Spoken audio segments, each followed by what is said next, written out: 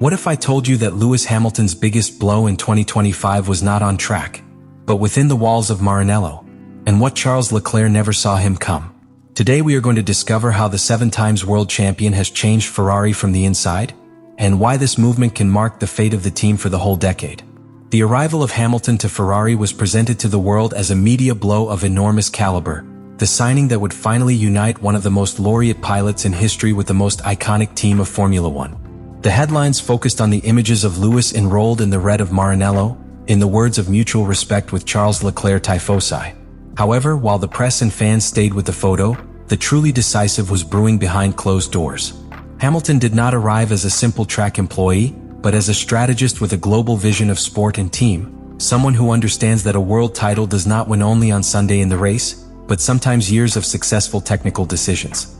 A few days after starting to integrate into Ferrari's structure, Hamilton began asking for access to data that are not normally available to a pilot, beyond its own feedback in the car. It was not mere curiosity. I was building a mental map of the areas where Ferrari could improve for the future.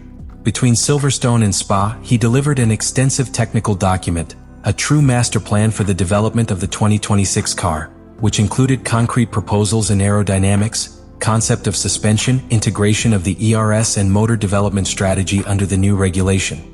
The level of detail and the clarity of objectives even surprised engineers with decades in the Scuderia. This act did not go unnoticed by Charles Leclerc.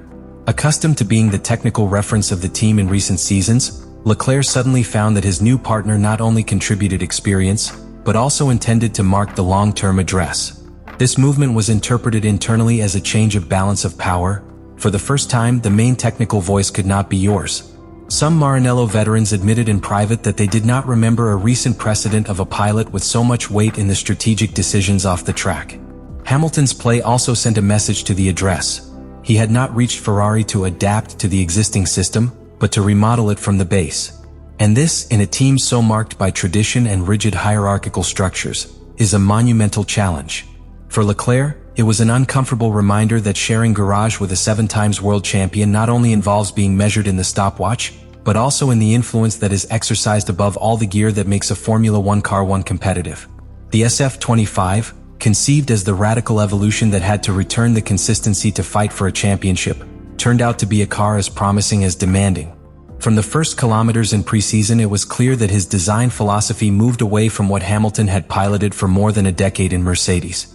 The adoption of the pull-rod front suspension system sought to release aerodynamic flow to the rear and open a range of possibilities in the design of the flat and diffuser background. However, this same change generated unusual behavior, a rear train with delayed response and load transfer, which in the engineer's jargon was described as a lazy rear. This meant that, in the critical input and half-curve phases, the rear took a fraction of a second to react, forcing the pilot to anticipate movements and compromise their natural style.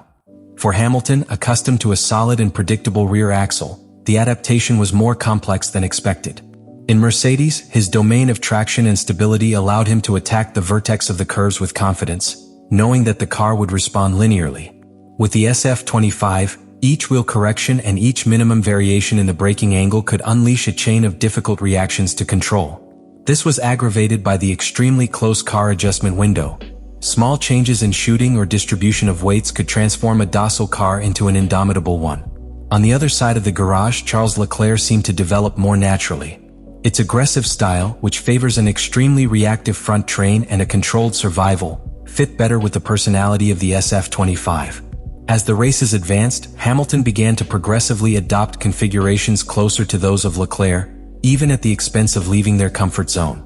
It was a pragmatic decision. Although the car became more nervous in rapid curves and more delicate to the limit, the Crans showed a substantial improvement. This technical turn also had mental implications. Hamilton, who had built his career about a meticulous and controlled pilot philosophy, was forced to rewrite his own rules, forcing his instinct to accept more sudden movements, later slowed down and more violent load transitions. It was a duel on two fronts, against the stopwatch and against the car itself, but also against the inertia of habits built over 20 years in Formula One. Meanwhile, engineers were in a dilemma. Adapting the SF25 to Hamilton's taste involved moving away from the optimal point that Leclerc was already exploiting, but keeping it as it was meant to risk that the 7-time champion would never reach its maximum potential. The season just started, and Ferrari already had an awkward issue on the table.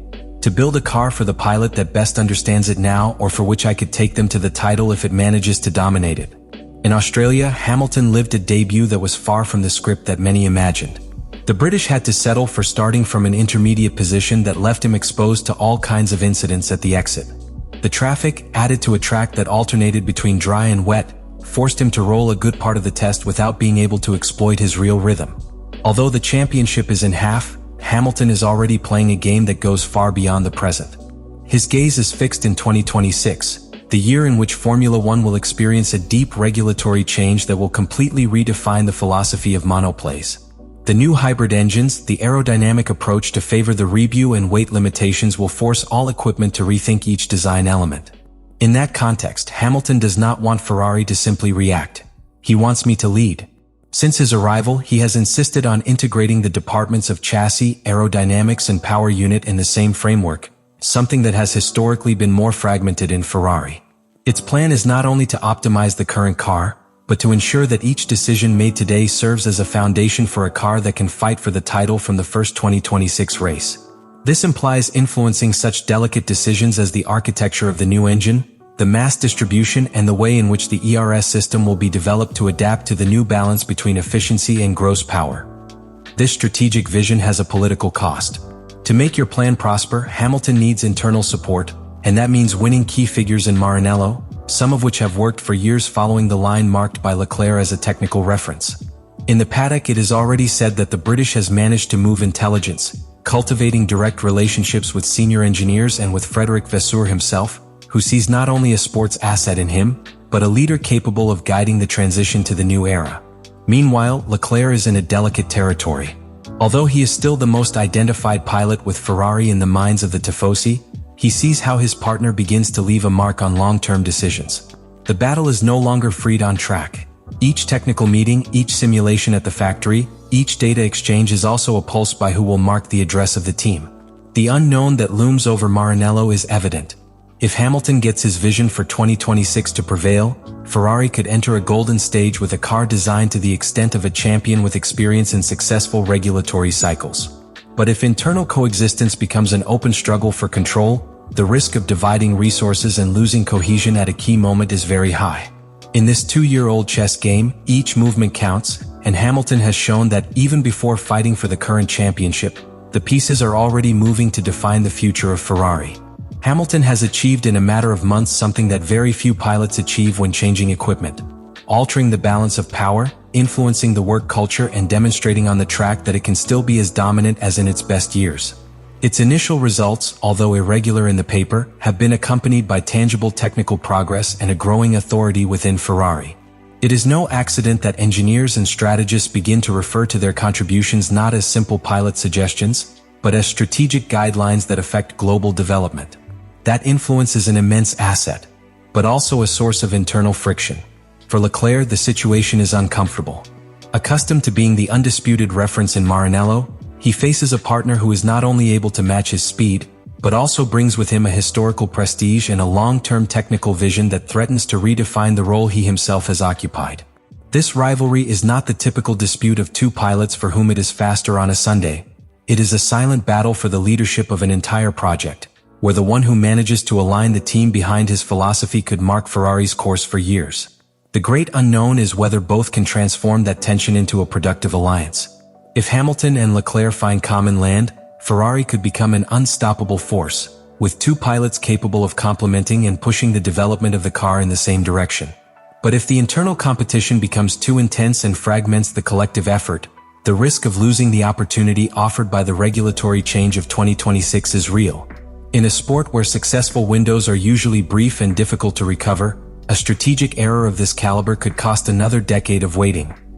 Ultimately, what is at stake is not only a championship, but the control of Ferrari's narrative in the new era of Formula One. Hamilton has shown that he has talent, experience, and vision to lead. Leclerc, on the other hand, has the emotional connection with the team and the gross ability to continue being its reference. The question that floats in the air and that will mark Maranello's fate is simple and at the same time decisive. Will they be allies in the conquest of glory or rivals in the fight for the throne?